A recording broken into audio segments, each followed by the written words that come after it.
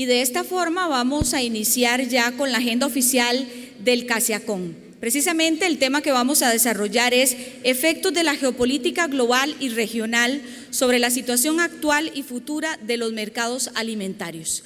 Para este tema contamos con la participación del analista en política internacional, don Carlos Cascante, a quien de antemano le agradecemos su actualización en este tema y su participación esta tarde.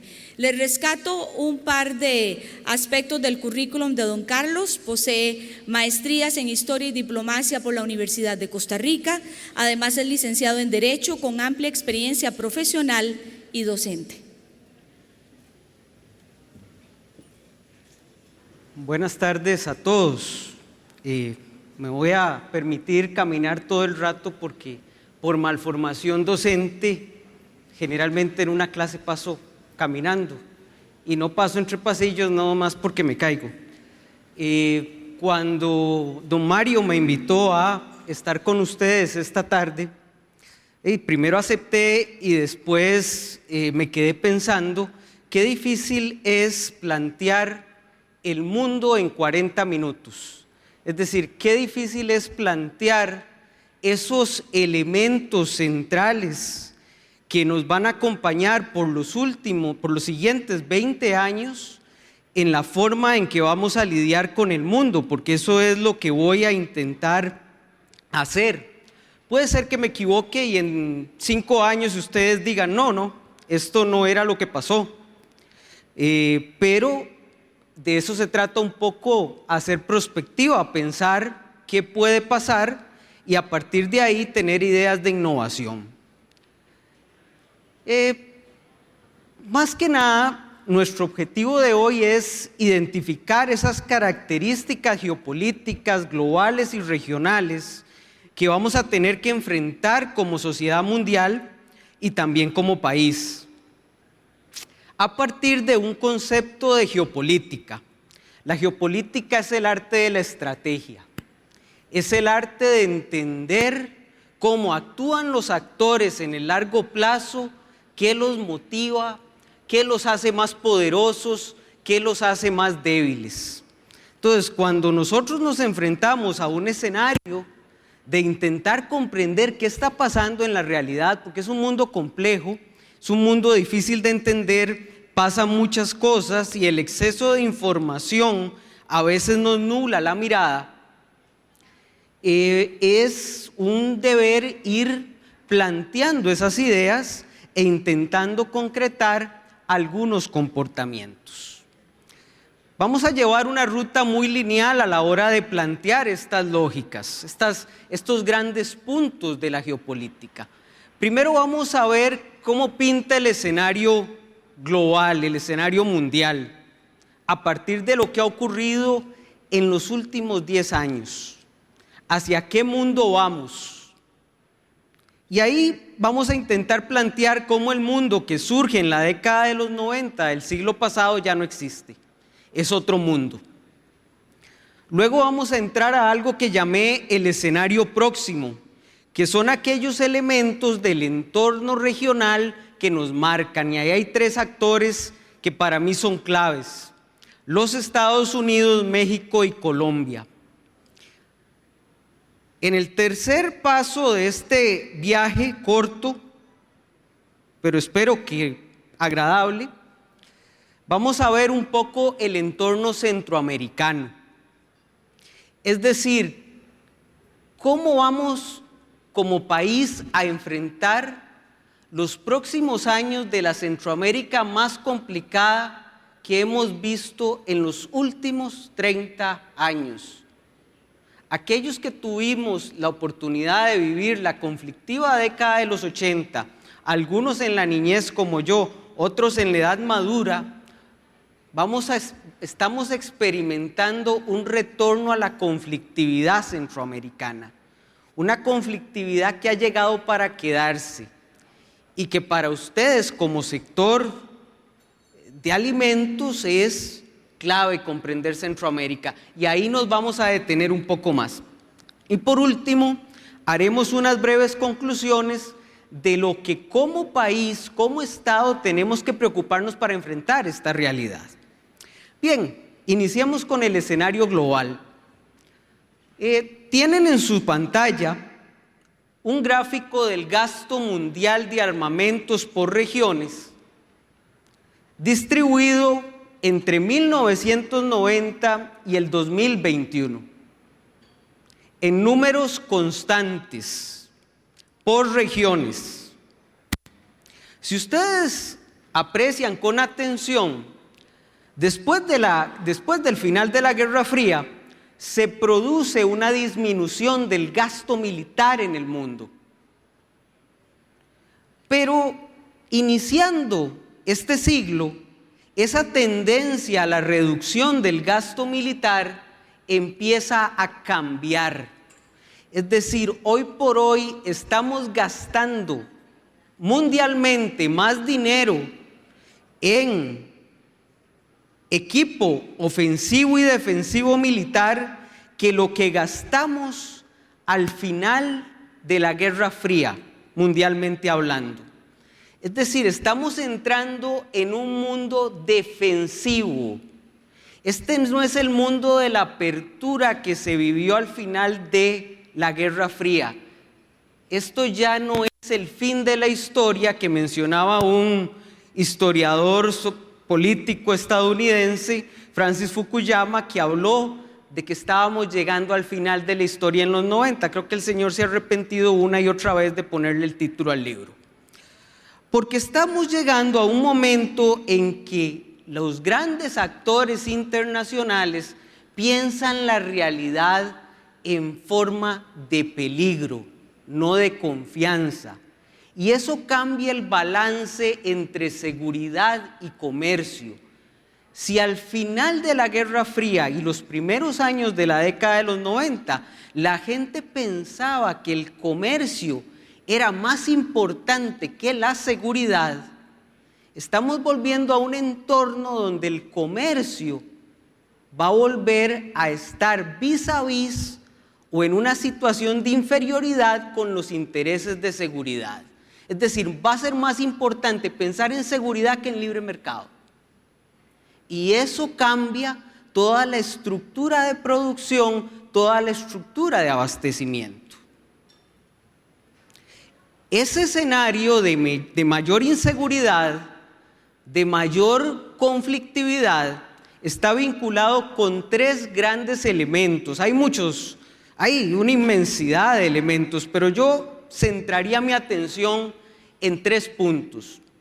Uno es la rivalidad entre los Estados Unidos y China.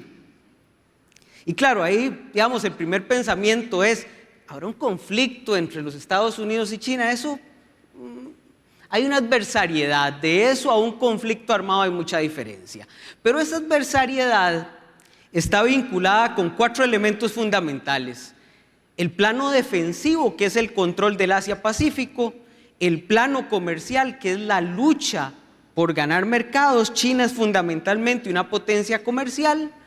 El plano geopolítico, logístico, los geoeconomics, que afectan todo el proceso de inversión en infraestructura.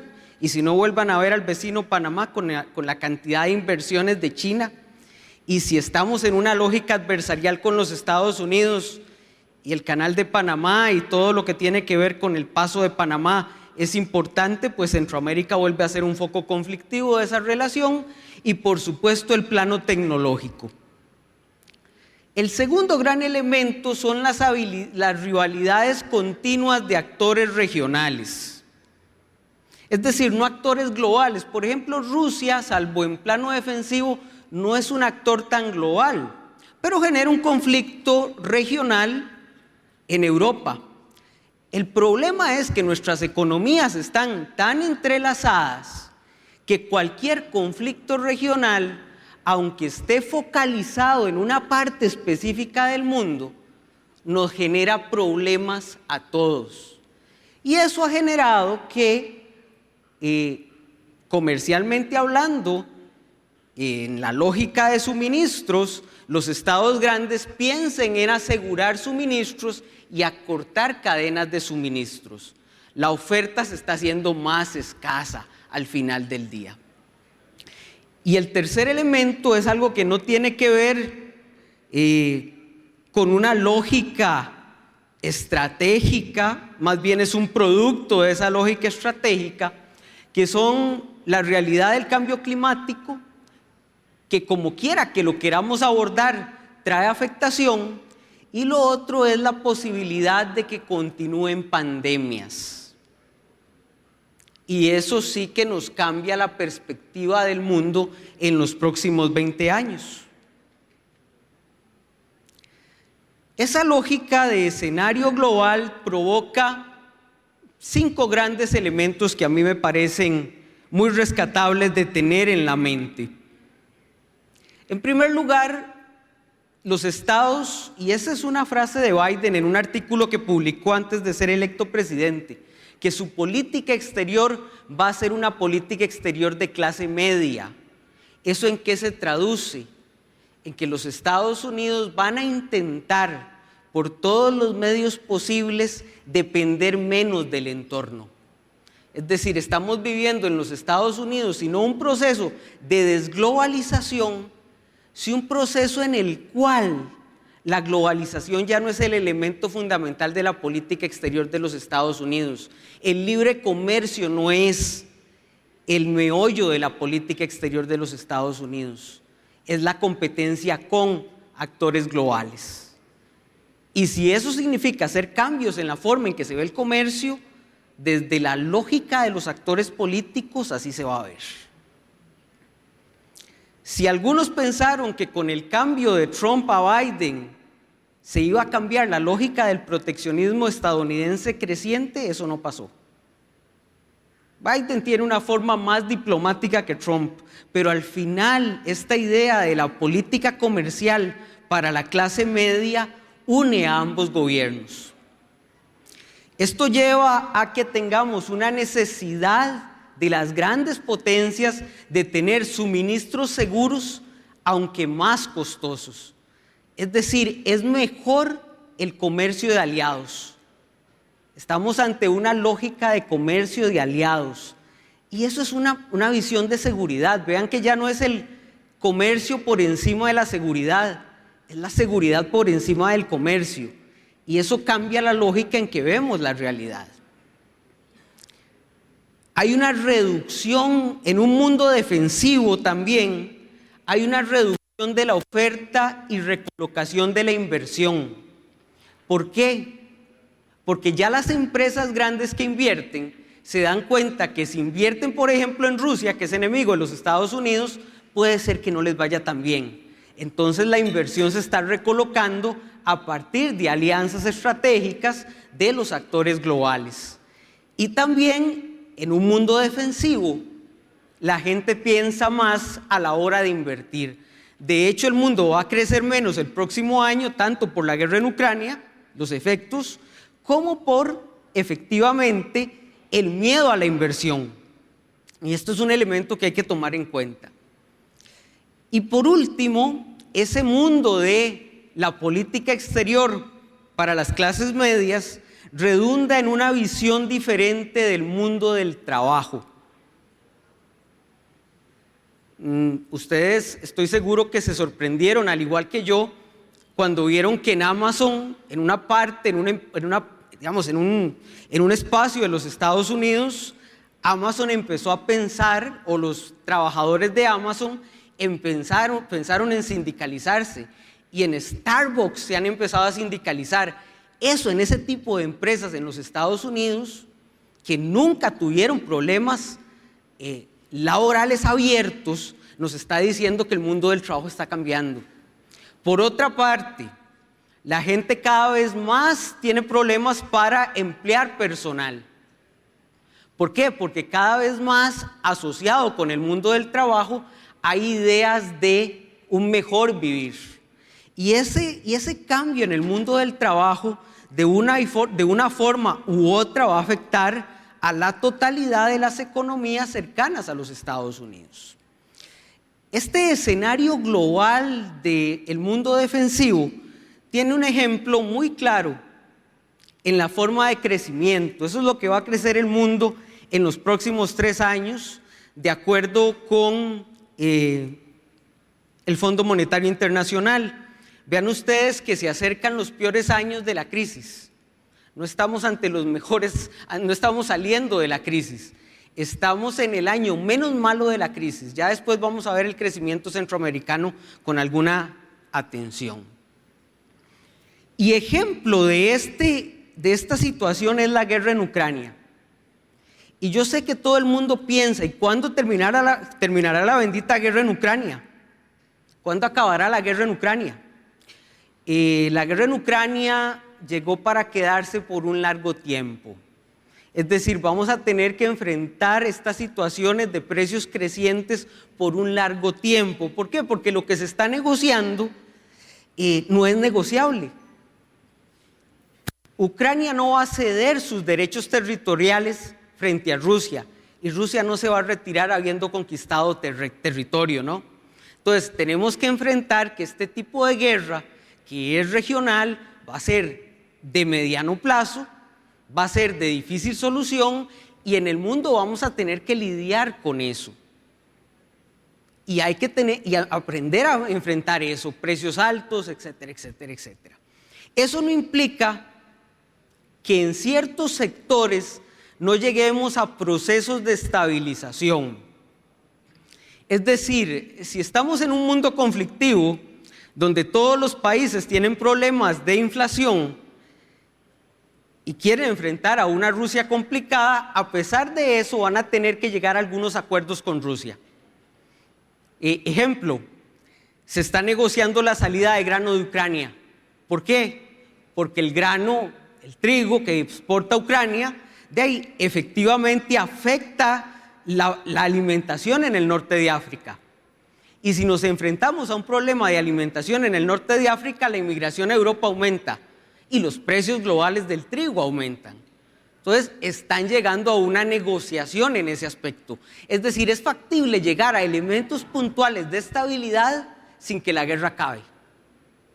En determinado momento tendremos un conflicto con algunos elementos de estabilidad, pero es un conflicto que llegó para estar largo rato en nuestras pantallas. Pasando al escenario próximo, el escenario de los Estados Unidos, de México, de Colombia, lo cierto del caso es que hay gritos de transformación en ese escenario. ¿A qué me refiero con gritos de transformación? Estamos en un escenario en donde las poblaciones están cansadas de un modelo de gobierno, están cansadas de corrupción en la administración pública, están cansadas de la pobreza y han explotado, pero han explotado de diversas formas. En los Estados Unidos hay una polarización que evita la estabilidad de los Estados Unidos como potencia regional. Es decir, estamos enfrentando los Estados Unidos más conflictivos desde la década de los 70s y 60s. Y eso evita que los Estados Unidos puedan establecer hegemonías regionales. Y por otra parte, enfrenta un problema de migración que condiciona su política interna. Entonces, por ejemplo, los Estados Unidos pueden decir, ok, no me gusta el gobierno de Nicaragua, pero si intervengo en Nicaragua, terminaré provocando más migración. Y eso políticamente no es bueno para los Estados Unidos. Es decir, cada vez es más difícil pensar en unos Estados Unidos con mayor intervención por sus problemas internos. En el caso de nuestro escenario, somos una zona de traslado de narcóticos. Es decir, cada vez más es un problema que abarca toda nuestra industria. Cómo vencer al narcotráfico y cómo la seguridad en contra del narcotráfico afecta las relaciones comerciales. Por ejemplo, la instalación de los escáneres. Ese es todo un problema nacional, comercial, pero de seguridad. Y no lo hemos resuelto. Y por otra parte, entre Colombia y México, tenemos una guerra del narcotráfico bastante pesada, con dos gobiernos de izquierda, pero ojo, la izquierda tiene variaciones igual que la derecha. No es lo mismo la izquierda en México, que es económicamente muy ortodoxa, a la izquierda en Colombia que todavía no sabemos cuál línea va a tener. Y hay que tener cuidado porque las afectaciones, tanto los extremos de izquierda como de derecha, terminan afectando la estabilidad regional. En el escenario centroamericano, estamos en el medio de un ciclo conflictivo, el ciclo conflictivo más grande de los últimos 30 años. Y vean lo que eso significa para, al menos, las industrias que ustedes lideran. Ese es el transporte comercial, ese es el transporte por tierra en Centroamérica, que es el principal transporte que tienen las exportaciones costarricenses en el Istmo. Entonces, cualquier problema, por ejemplo, para Costa Rica en El Salvador le pega. Nicaragua es muy importante para nosotros porque ustedes lo han vivido. A Nicaragua se le ocurre cerrar la frontera y esto se pone espantoso. Entonces, el entorno centroamericano conflictivo es un problema muy grande que tenemos que darle mucha vuelta. Y los gobiernos de turno tienen que tener excesiva prudencia en Centroamérica.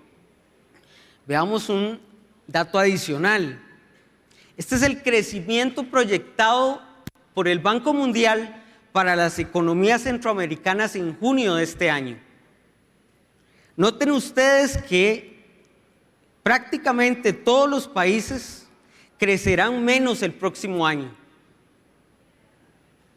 Es decir, los conflictos internos que estamos viviendo, todos de alguna manera nos están pegando muy duro en la parte económica. ¿Y cuáles son esos conflictos internos?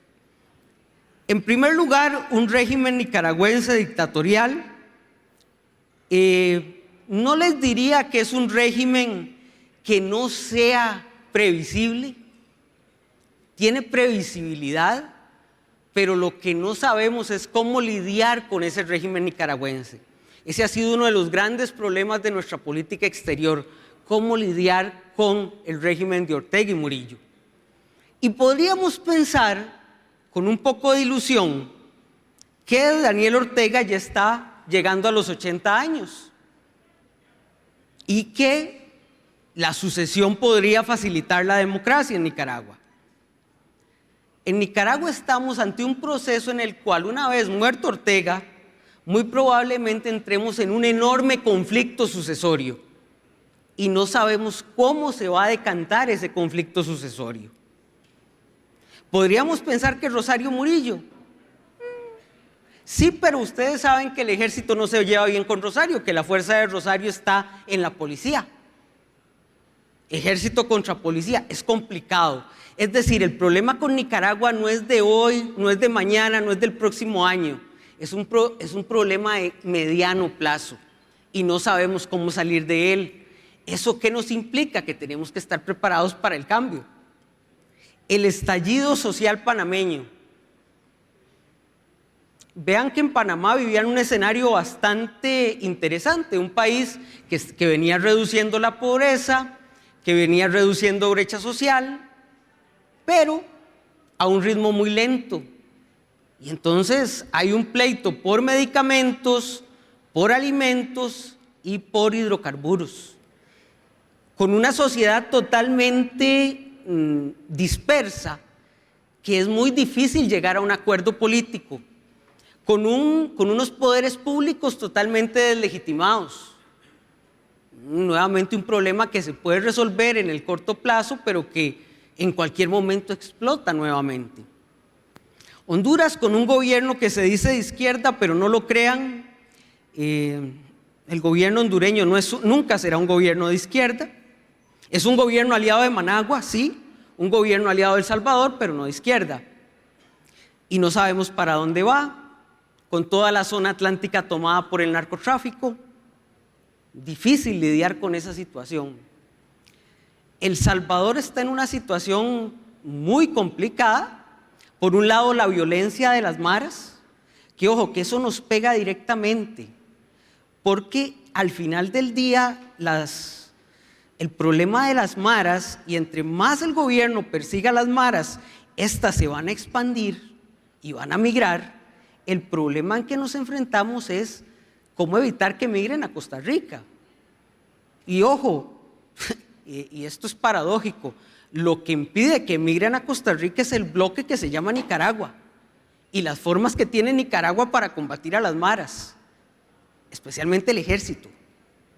Entonces, imagínense en una situación de mala relación con El Salvador, mala relación con Nicaragua, es inimaginable lo que eso puede provocar para el país. Y por otra parte, un Estado que está a punto del default. Imagínense lo que eso significa en migración. Entonces, vean que estamos en un escenario centroamericano que no es agradable, es un escenario conflictivo, peliagudo, y les tengo malas noticias. Generalmente esos ciclos en Centroamérica, si uno los ve históricamente, yo no creo mucho en las teorías de los ciclos, pero uno puede aprender de los procesos del pasado, son ciclos que duran alrededor de unos 10 años más o menos de estabilización. Entonces, estamos yo creo que empezando, veremos qué pasa. Conclusiones, y ya con eso termino. Yo creo que aquí ustedes como empresas tienen que tomar sus propios planes de acción, pero como país hay 3 necesidades básicas. Necesitamos, este país tiene problemas en el establecer mecanismos de información adecuados. Y eso se los voy a poner con nada más un punto. Díganme ustedes en cuál de los medios de información nacional hay una sección de Centroamérica. Aquí no sabemos lo que pasa en Centroamérica día a día, es muy difícil saberlo. Solo los que, digamos, tenemos la afición de estar viendo noticias centroamericanas y cosas así, pero tenemos escasez de información sobre Centroamérica. Y en el caso del gobierno, la principal arma que tiene el gobierno para obtener información y tomar por lo menos decisiones que sigan un proceso racional, es decir, un proceso con información, son los embajadores, son las misiones diplomáticas en Centroamérica. Yo creo que aquí hay que ser muy pesados en la búsqueda de que las administraciones que le toquen vivir los próximos años de Centroamérica y las complicaciones internas de Costa Rica tienen que preocuparse por nombrar la mejor calidad de embajadores en Centroamérica. No son destinos agradables, no son destinos bonitos, pero se requiere de gente que sepa el negocio, que sepa informar bien al gobierno para que el gobierno tome decisiones adecuadas respecto de Centroamérica. Lo segundo es la actuación con prudencia. Y esto lo veo especialmente con el caso de Nicaragua. En Costa Rica somos muy dados a que tomamos decisiones con el hígado en el caso de Nicaragua, cosa que no es gratuita. Muchas veces el gobierno de Managua sabe que tomamos decisiones con el hígado. Y esto lo digo desde mi experiencia en la diplomacia. La diplomacia implica tragarse el hígado y con la información adecuada tomar un posicionamiento adecuado. Y ese es mi último punto, siempre nos va a llevar a un problema del equilibrio. Hay un libro interesante, ahora no me acuerdo del autor, que se llama Negociar con el Diablo. Y muchas veces en la Centroamérica que vamos a vivir y que estamos viviendo, eso tiene que llevar a las autoridades públicas a negociar con el diablo. Y puede ser que eso no nos agrade desde el punto de vista de los derechos humanos, desde el punto de vista de los valores que decimos defender como país, pero es una necesidad de tener canales abiertos. Con esto creo que termino. Espero no haberles dejado un panorama muy sombrío, muy digamos, poco grato. Pero recuerden una cosa, como decía uno de mis autores preferidos, Herbert Marcuse, al final del día, solo cuando uno es lo suficientemente pesimista puede pensar en soluciones, porque si uno vive eternamente optimista, todo lo ve bien y no busca soluciones, cree que todo está bien. Muchas gracias, buenas tardes.